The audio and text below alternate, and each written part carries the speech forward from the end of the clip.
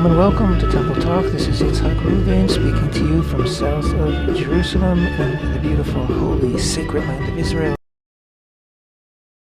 And of course, we at the Temple Institute encourage everybody, Jews, Gentiles, everybody to make a donation, their half-shekel donation, half-shekel offering toward the Temple Institute, because when you make a donation toward the Temple Institute, you know that it will go toward rebuilding the Holy Temple, whether that rebuilding is in the shape of educating people toward the need for the Holy Temple, and the world needs it now more than ever, or whether it goes into training Kohanim, or building vessels, or repairing vessels, or the Levitical choir. We have lots of projects that you're familiar with. Maybe some you're not familiar with. We will be posting them all very soon so that you'll know exactly what we're doing. Hundreds of thousands of people come to visit, and the numbers of tourists are picking up again here in Israel after the settling down of much of the dust in Gaza. But this is what we do. We work toward the rebuilding of the Holy Temple in every way that we can. And again, so much of that is in education, because really that's the last frontier. We have the ability.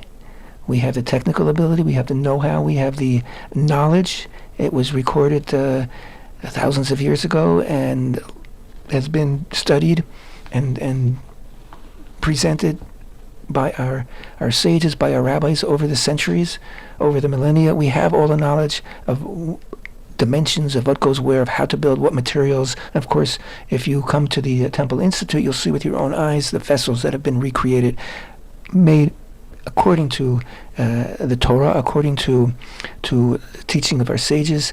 They're ready and fit for use in the Holy Temple.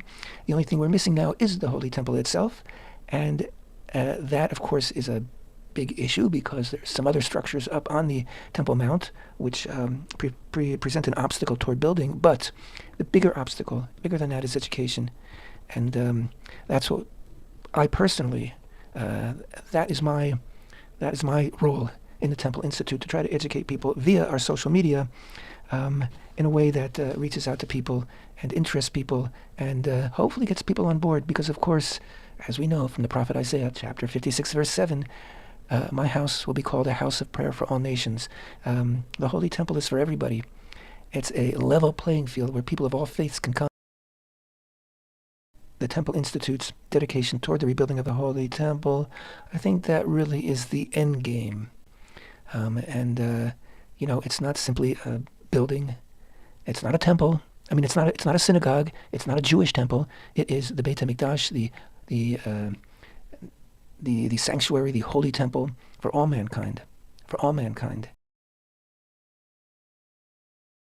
As long as we are working toward ultimately rebuilding the Holy Temple and renewing the divine service in the Holy Temple, I think we got a good chance of meeting our goals. We're not the only people in the world, of course, involved in this, but I think we are basically the flagship of all the different initiatives and movements. Of course, it wasn't our idea.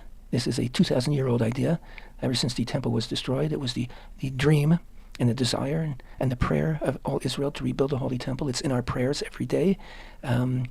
It is, like I said, it's always been important. I don't think it's ever been more important than it is today. I think our world really, really needs what the Holy Temple has to offer. And that, like I said before, is just a place where we can all be together in Hashem's light and Hashem's embrace, equal brothers, sisters. It doesn't get better than that. Thank you so much for being with me.